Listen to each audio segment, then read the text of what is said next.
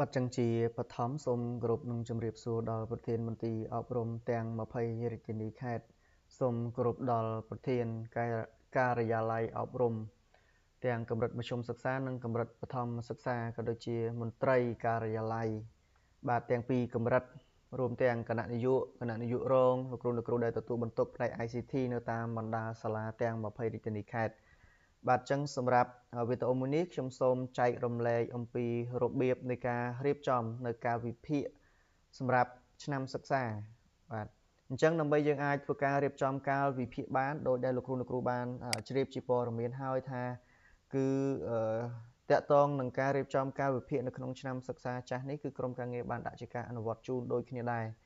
ប៉ុន្តែសម្រាប់វីដេអូនេះខ្ញុំគ្រាន់តែចង់ចែករំលែកថាតើដើម្បីយើងអាចរៀបចំកាលវិភាគបានយើងត្រូវធ្វើអីខ្លះបាទអញ្ចឹងចំណុចទី1មុនពេលដែលលោកគ្រូយើងទៅរៀបចំនៅកាលវិភាគខ្ញុំសូមឲ្យលោកគ្រូយើងត្រូវធ្វើការត្រួតពិនិត្យទៅលើក្រុមនៃមុខវិជ្ជាក៏ដូចជាមុខវិជ្ជាដែលយើងមានសិនថាតើមុខវិជ្ជាទាំងអស់ហ្នឹងគ្រប់គ្រាន់ដើម្បីយើងអាចធ្វើការរៀបចំកាលវិភាគហើយឬក៏នៅបាទអញ្ចឹងជាជំហានដំបូងយើងត្រូវត្រួតពិនិត្យមុខវិជ្ជាសិនហើយដើម្បីយើងអាចទៅពិនិត្យមុខវិជ្ជាបានជាជំហានទី1លោកគ្រូត្រូវធ្វើការផ្លាស់ប្ដូរពីផ្នែកទូទៅមកជាការកំណត់ប្រព័ន្ធមក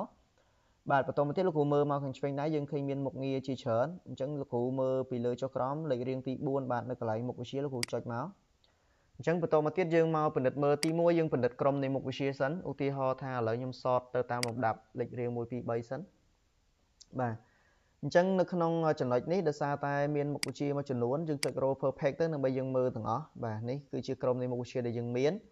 ហើយលោកគ្រូអាចធ្វើការមើលទៅតាមភាពជាក់ស្ដែងនៃសាលារបស់លោកគ្រូនោះយើងរៀងខ្លួនបាទអញ្ចឹងឧទាហរណ៍ថាឥឡូវខ្ញុំត្រូវការដាក់ការវិភាគតាក់ទងនឹងមុខវិជ្ជាវិទ្យាសាស្ត្រអនុវត្តជាមួយនឹងសិក្សាសង្គមបាទអញ្ចឹងជាដំបូងនៅក្នុងក្រុមនៃមុខវិជ្ជាវាអត់មានក្រុមនៃមុខវិជ្ជាហ្នឹងទេអញ្ចឹងបើទោះបីជាលោកគ្រូទៅដាក់ការវិភាគក៏ដាក់អត់ចេញដែរអញ្ចឹងត្រង់ចំណុចទី1គឺយើងត្រូវធ្វើការបង្កើតនៃក្រុមនៃមុខវិជ្ជានេះសិន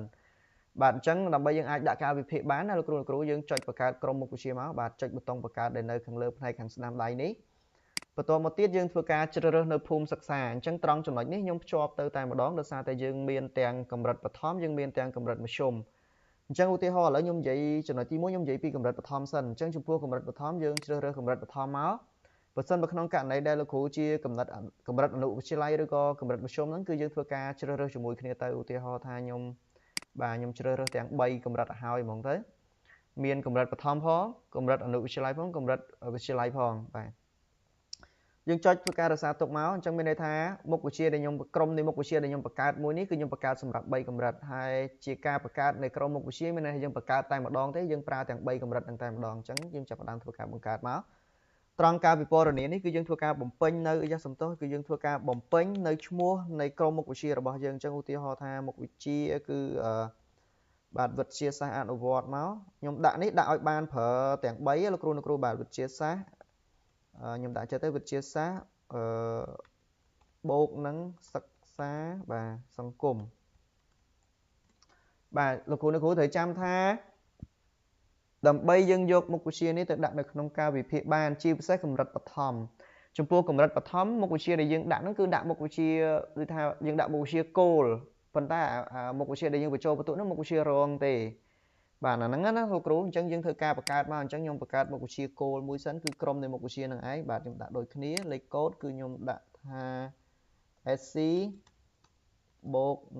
បាទ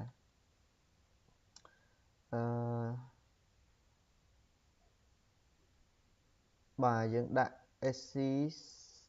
00មកគ្រូដាក់001ចេះមកជាការចំណាំទេសម្រាប់លេខកូដនេះណាបាទលោកគ្រូជាលេខកូដចំណាំសម្រាប់មុខវិជ្ជាមួយហ្នឹងបាទអញ្ចឹងលោកគ្រូដាក់ដូចខ្ញុំក៏បានដែរហើយលេខលំដាប់នេះគឺយើងសំដៅទៅលើលេខរៀងអញ្ចឹងថាមុខវិជ្ជាមួយហ្នឹងលេខរៀងស្ថិតនៅលេខរៀងទីប៉ុន្មានអញ្ចឹងខ្ញុំលុបលេខ9មួយចេញខ្ញុំដាក់លេខរៀងទី19ទៅ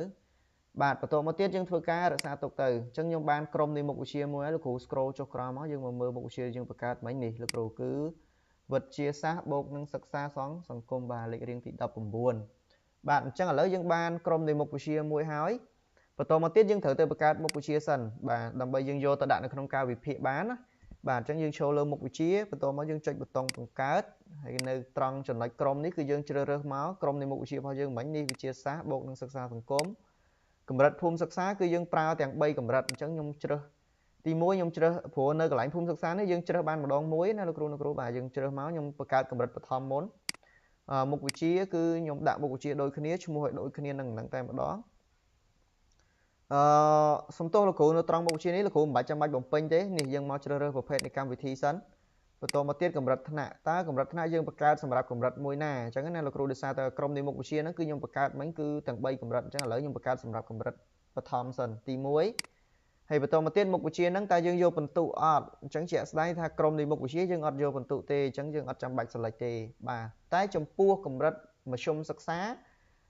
កាលណាដែលយើងបង្កើតក្រុមនៃមុខវិជ្ជាមួយយើងបង្កើតមុខវិជ្ជាគឺមុខវិជ្ជាហ្នឹងគឺយើងយកបន្ទុកអញ្ចឹង complex ធីកយកបន្ទុកណាលោកគ្រូបាទសម្រាប់កម្រិតមធ្យមសិក្សាគឺយើងធីកយកបន្ទុកប៉ុន្តែកម្រិតបឋមយើងដាក់កាលវិភាគគោលយើងអត់ធីកយកបន្ទុកទេបាទឯមុខវិជ្ជាខ្ញុំដាក់មកឈ្មោះមុខវិជ្ជាដដែលបាទបន្តមកទៀតយើងធ្វើការរក្សាទុកអញ្ចឹងខ្ញុំបានមុខវិជ្ជាមួយគឺសម្រាប់កម្រិតបឋមអញ្ចឹងខ្ញុំ filter មកខ្ញុំជ្រើសរើសកម្រិតថ្នាក់ទី1នេះខ្ញុំបានមុខវិជ្ជាមួយដើម្បីខ្ញុំអាចយកទៅដាក់កាលវិភាគបានហើយអាហ្នឹងចំណុចទី1បាទអញ្ចឹងចំពោះកម្រិតមធ្យមយើងត្រូវធ្វើការបង្កើតមុខវិជ្ជាមួយទៀតដើម្បីឲ្យត្រូវជាមួយនឹងកម្រិតមធ្យមអញ្ចឹងខ្ញុំជ្រើសរើសមកក្រុមនៃមុខវិជ្ជារបស់ខ្ញុំគឺឈ្មោះមួយនេះកម្រិតភូមិសិក្សារបស់ខ្ញុំគឺអនុវិទ្យាល័យមុខវិជ្ជារបស់ខ្ញុំគឺខ្ញុំអត់បំពេញទេបាទយើងជ្រើសប្រភេទទូទៅឯកម្រិតថ្នាក់មានន័យថាខ្ញុំបង្កើតមុខវិជ្ជាមួយហ្នឹងគឺសម្រាប់3កម្រិតឬក៏សម្រាប់តែមួយកម្រិតអញ្ចឹងខ្ញុំឧទាហរណ៍បើសិនបើសាលាលោកគ្រូកម្រិតអនុវិទ្យាល័យយើងប្រើ3កម្រិតប្រើទាំងអស់លោកគ្រូធីកទាំងអស់ចេះមកបើសិនបើសាលាលោកគ្រូកម្រិតវិទ្យាល័យមានពី7ដល់ទី12លោកគ្រូប្រើទាំងអស់មុខវិជ្ជាមួយហ្នឹងគឺធីកយកទាំង6កម្រិតមកណាលោកគ្រូហើយកុំភ្លេចធីកយកបន្ទុកផងបាទណាកុំភ្លេចធីកយកបន្ទុកផងអញ្ចឹងឧទាហរណ៍ថាខ្ញុំបង្កើតតែមួយកម្រិតសិនទេខ្ញុំធីកយកបន្ទុកឯមុខវិជ្ជាខ្ញុំដាក់ឈ្មោះដដែលបាទយើងធ្វើការរក្សាទុកបាទខុសគ្នាត្រង់ថាសម្រាប់កម្រិតបឋមសិក្សាគឺគាត់គ្រាន់តែបង្កើតមុខវិជ្ជានេះដើម្បីយកទៅដាក់នៅក្នុងការវិភាគអញ្ចឹងអត់ចាំបាច់បង្កើតស្តង់ដារបន្ទុកទេប៉ុន្តែសម្រាប់កម្រិតមធ្យមសិក្សាគឺត្រូវធ្វើការបង្កើតស្តង់ដារបន្ទុកមួយទៀតឲ្យមុខវិជ្ជាមួយហ្នឹងអញ្ចឹងខ្ញុំចុចមកខ្ញុំជ្រើសរើសកម្រិត7ផ្នែកទូទៅកម្រិតមុខវិជ្ជារបស់ខ្ញុំមិញហ្នឹងគឺវិទ្យាសាស្ត្រនិងសិក្សាសង្គមមួយនេះអញ្ចឹងយើងត្រូវ set ការស្តង់ដារបន្ទុកឲ្យមុខវិជ្ជាមួយហ្នឹងបើមិនដូច្នោះទេមុខវិជ្ជានេះនៅពេលដែលមានក៏អត់មានស្តង់ដារបន្ទុកអញ្ចឹងយើងយកបន្ទុកអត់បានទេយើងបញ្ចូលបន្ទុកអត់កើតទេបាទដោយសារអត់មានមេគុណអញ្ចឹងកុំភ្លេចធ្វើការបញ្ចូលបន្ទុកទៅអញ្ចឹងសម្រាប់កម្រិតមធ្យមនេះខ្ញុំភ្ជាប់ជាមួយគ្នាគឺយើងធ្វើការដាក់មកថាបន្ទុក maximum មុខវិជ្ជាមួយហ្នឹង50អញ្ចឹងយើងធ្វើការបាទរក្សាទុកទៅបាទឥឡូវខ្ញុំបានបង្កើតហើយទាំងកម្រិតបឋមឬក៏កម្រិតមធ្យមរបស់ខ្ញុំនេះគឺខ្ញុំមានមុខវិជ្ជាអស់ហើយដែលខ្ញុំត្រូវការអញ្ចឹងយើងទៅធ្វើការរៀបចំកាលវិភាគបាទអញ្ចឹងលោកគ្រូបដូរមកជាផ្នែកទូទៅអញ្ចឹងជាជំហានដំបូងគឺយើងចុចទៅលើប៊ូតុងនេះផ្នែកទូទៅនេះលោកគ្រូបាទយើងដូរមកផ្នែកទូទៅយើងចុចទៅលើប៊ូតុងកាលវិភាគបាទអញ្ចឹងសម្រាប់អ្វីដែលយើងត្រូវធ្វើទី1គឺការរៀបចំកាលវិភាគអញ្ចឹងនេះដើម្បីរៀបចំកាលវិភាគបានឧទាហរណ៍ថាកម្រិតបឋមយើងចុចលើថ្នាក់ដែលយើងចង់ដាក់មកមិនថាតែកម្រិតបឋមឬក៏កម្រិតមធ្យមទេគឺយើងរៀបដូចគ្នាហើយលោកគ្រូកុំឆ្ងល់ថាមិនក៏កាលវិភាគខ្ញុំឃើញមានតែ2ម៉ោង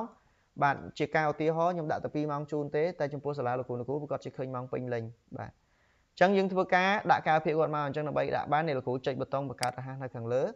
ទី1ជ្រើសរើសឈ្មោះគ្រូអញ្ចឹងខ្ញុំទៅរកឈ្មោះលោកគ្រូម្នាក់ដើម្បីគាត់ដាក់កាលវិភាគជូនគាត់ឧទាហរណ៍ថានេះលោកគ្រូសង្ហានេះទៅហើយបន្តមកទៀតខ្ញុំជ្រើសរើសមុខវិជ្ជាដែលខ្ញុំចង់ដាក់នេះអញ្ចឹងមុខវិជ្ជាគោលខ្ញុំ select មកគាត់បរិញ្ញាបត្រ2ម៉ោងបាទឧទាហរណ៍ណាខ្ញុំ select បាទអញ្ចឹងលោកគ្រូដាក់តាមភាគជាក់ស្ដែងទៅហើយយើងធ្វើការរក្សាទុកបាទអញ្ចឹងយើងបានកាលវិភាគអីសម្រាប់កម្រិតមធ្យមសិក្សាគឺដូចតែគ្នាទេការអនុវត្តទៅលើការរៀបចំកាលវិភាគគឺដូចគ្នាបាទអញ្ចឹងវិធីសាស្ត្រក៏ដូចជារបៀបនៃការរៀបចំកាលវិភាគដើម្បីយើងអាចរៀបចំបានជំហានទី1ត្រូវទៅត្រួតពិនិត្យក្រុមនៃមុខវិជ្ជាយើងត្រួតពិនិត្យមុខវិជ្ជាយើងពិនិត្យមើលថាតើស្តង់ដារបន្ទុកនៅលើមុខវិជ្ជាហ្នឹងមានអត់បើទាំង3នេះមានហើយយើងអាចមកសេតកាលវិភាគបានហើយបើអត់ទាន់មានទេយើងត្រូវទៅបង្កើតទាំង3ចំណុចដែលខ្ញុំបានលើកឡើងមិញបាទអញ្ចឹងតកតងជាមួយនឹងរបៀបនៃការរៀបចំកាលវិភាគគឺមានតែប៉ុណ្្នឹងទេបើសិនបើលោកគ្រូមានសំណួរឬក៏ចម្ងល់អាចធ្វើការសាកសួរនៅក្នុងក្រុមគ្រួបានបាទសូមគោរពនិងអរគុណ